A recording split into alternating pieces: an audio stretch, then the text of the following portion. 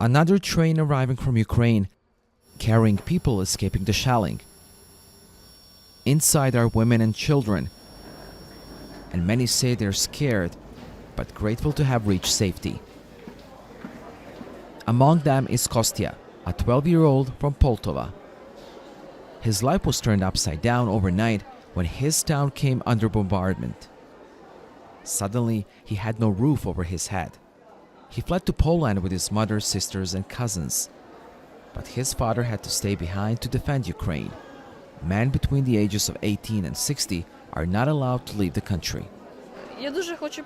I want to go back home so much, but I can't because we have shelling all the time. I'm asking the world to close the sky above Ukraine.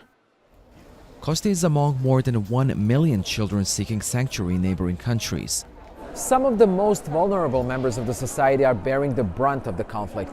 UNICEF estimates 1.4 million children have fled since the 24th of February, meaning a child becomes a refugee nearly every second.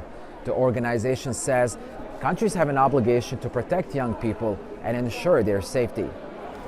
Officials say a number of kids are arriving without their parents and legal guardians. Some of them have reportedly gone missing since they left Ukraine. And the UN warns children fleeing a war are at higher risk of human trafficking, especially if they've been separated from their families. When you have so many people moving across borders in such a short amount of time, invariably there's a certain element of fluidity, and not every single person can be tracked. We know that the Polish authorities, who here are obviously managing the refugee response, are aware of the situation, and they have been putting in place stronger procedures to try to monitor this.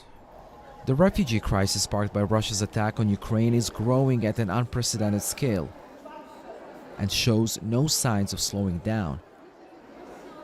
Kostya says, like many other children, he has a single wish.